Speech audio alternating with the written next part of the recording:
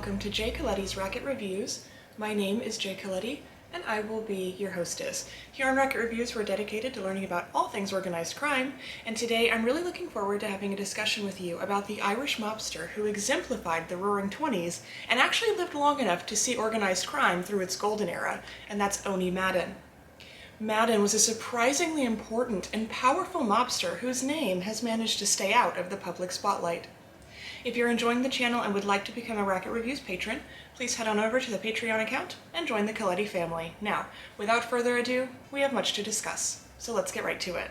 Owen Vincent Madden was born on December 18, 1891 in Leeds, England. He was the son of two Irish immigrants to England, Francis and Mary Madden. He grew up in Wigan and Liverpool throughout his childhood. His father worked in a textile plant to provide a living for his family, but would die in 1902. Mary, now a single mother of three children, Martin, Owen, and Marie, had a difficult choice to make as their sole provider.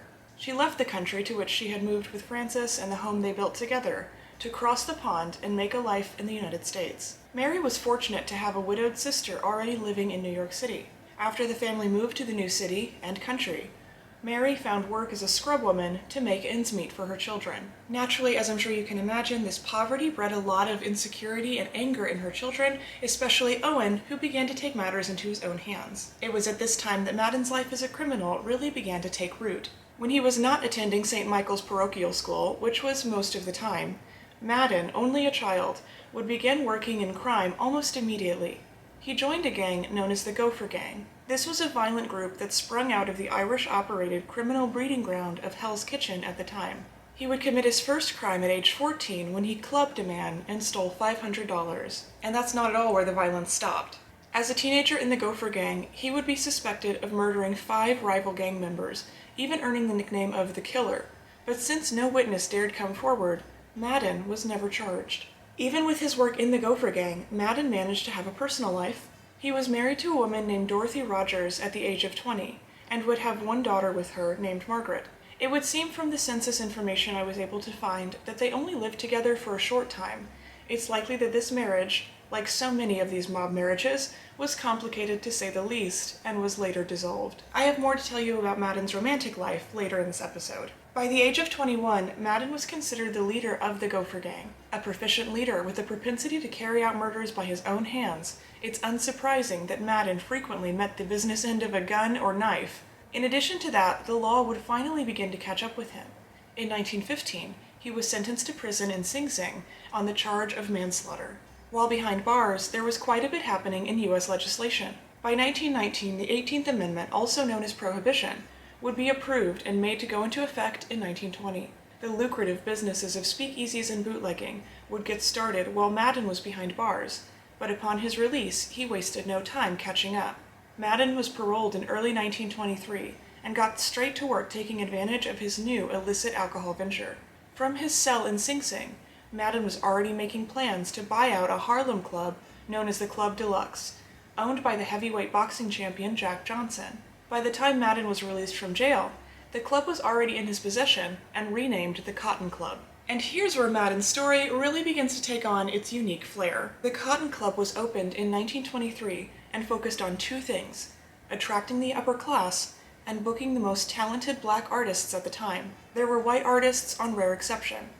Among the white talent that performed at the club, there was Mae West, an actress both on stage and on film, singer, playwright, screenwriter, and of course, bombshell. It's unclear whether or not West and Madden's affair took place before she began performing at the Cotton Club or after, but either way, their relationship was passionate, illicit, and a public spectacle. A description which basically encompasses the 1920s Prohibition era in general. Madden was West's boyfriend. He bankrolled her Hollywood career and served as her protector.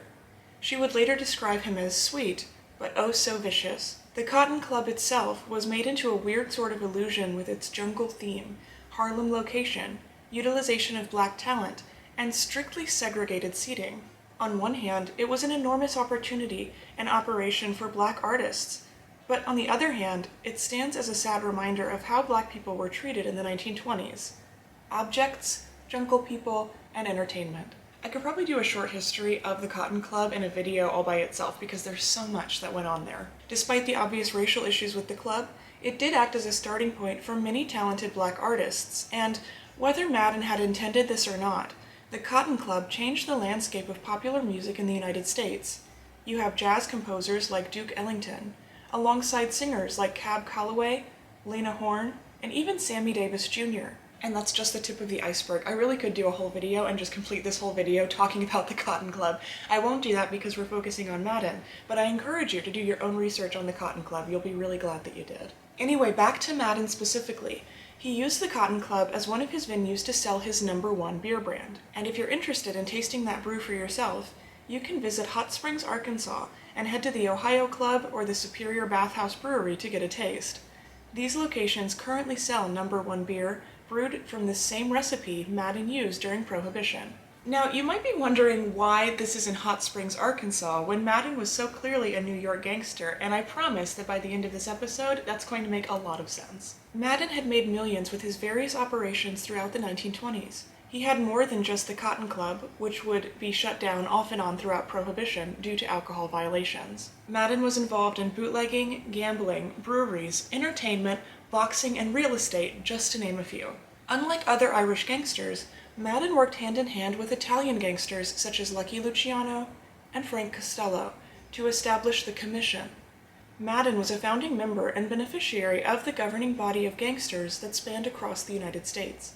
By 1930, Madden had run up against some bad luck. The political tides were beginning to turn, and the obvious influence of organized crime across the U.S., but specifically in New York City, made it advantageous for politicians to make a show of rounding up gangsters and throwing them into the clink. One such politician was then New York Governor Franklin D. Roosevelt, who was setting up his presidential run. Madden was one of the unfortunate targets of Roosevelt's photo ops. It was convenient timing in 1932, as the news of Vincent Mad Dog Cole's brutal murder was making its rounds in the press, and Madden, along with Dutch Schultz, were the men suspected of putting out the hit. 1932 was a bad year all around for Madden, as it seemed like the walls were closing in on him. Not only was he trying to avoid the increased police scrutiny that surrounded him and his operations, he also had the Italian factions of organized crime trying to squeeze him out of his territories. Ultimately, the Italians would win over that territory, and I believe that in no small part it was due to Madden being taken off the board. Madden would be arrested and returned to Sing Sing on parole violations in that same year. Roosevelt won in the 1932 election against Herbert Hoover, and by 1933, conveniently, when no longer politically relevant, Madden was released. By December of that same year, the 21st Amendment was ratified, thereby repealing the 18th Amendment, or Prohibition. Everything was different for Madden after he was released from Sing Sing. Now a middle-aged man robbed of his business and territories while suffering from chronic health problems stemming from the various gunshot wounds accumulated in his youth, he was no longer competitive in the New York underworld landscape. He was still heavily scrutinized by law enforcement and stood no chance going up against the Italians. Madden, it seemed, was out of options and retired early. A very rare and peaceful way to wrap up one's tenure as a mobster. Because Hot Springs, Arkansas was warm, known for being a spa, and you guessed it, it's hot springs, Madden decided to head out west in his early retirement. Of course, this was more of a semi-retirement.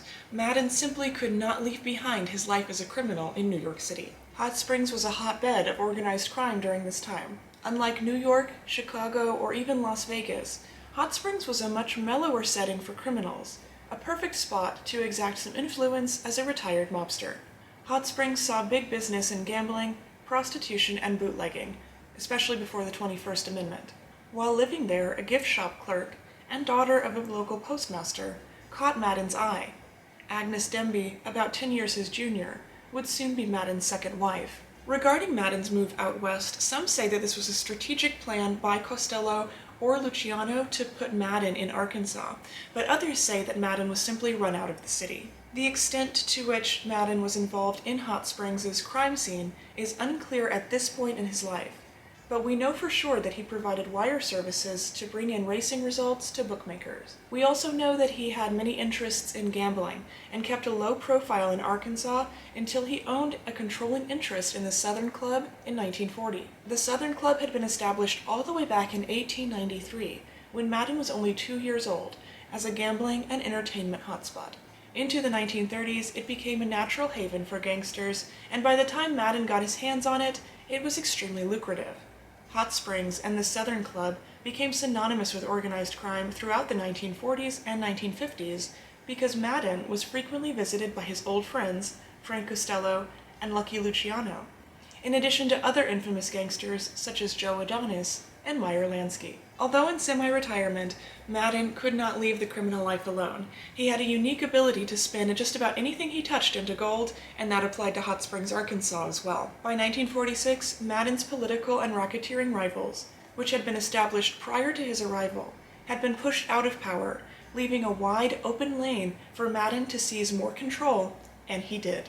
He began controlling not just the gambling inner circle and popular hangout for famous gangsters, but he also began controlling the local rackets, including many so-called charities which he used as a springboard to rub elbows and exact some political influence on the scene. He was able to maneuver this way for nearly 2 decades before he became so impactful that he caught the eye of federal authorities.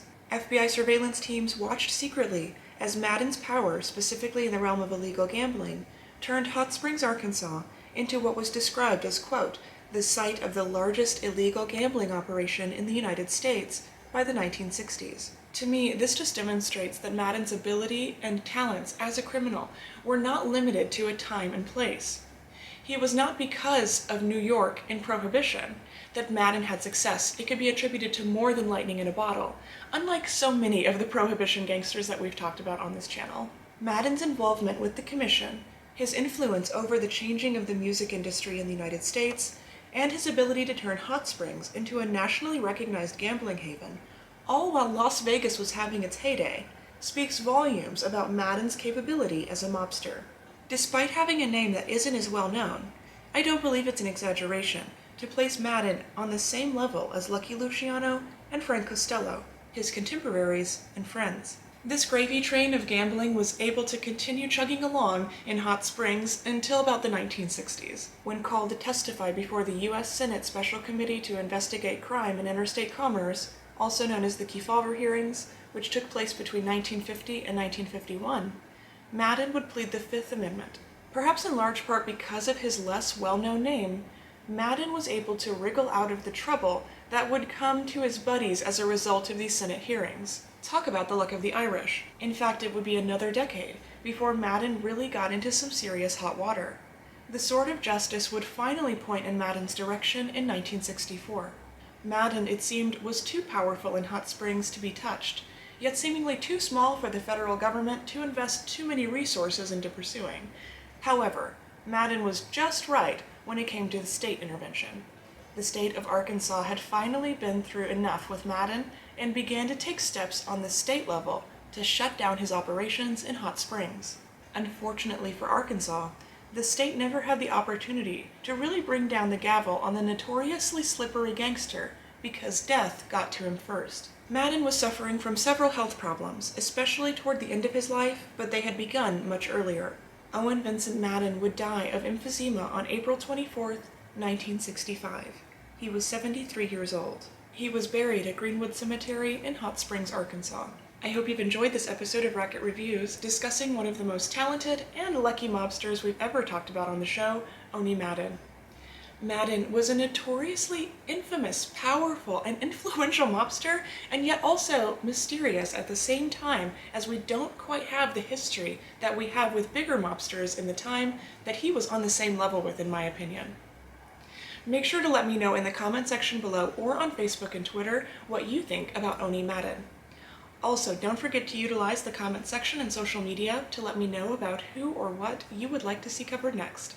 I always love hearing from you, and I'm always happy to investigate. Make sure to like, subscribe, and click notifications to get more Mafia content sent directly to your subbox. Ciao!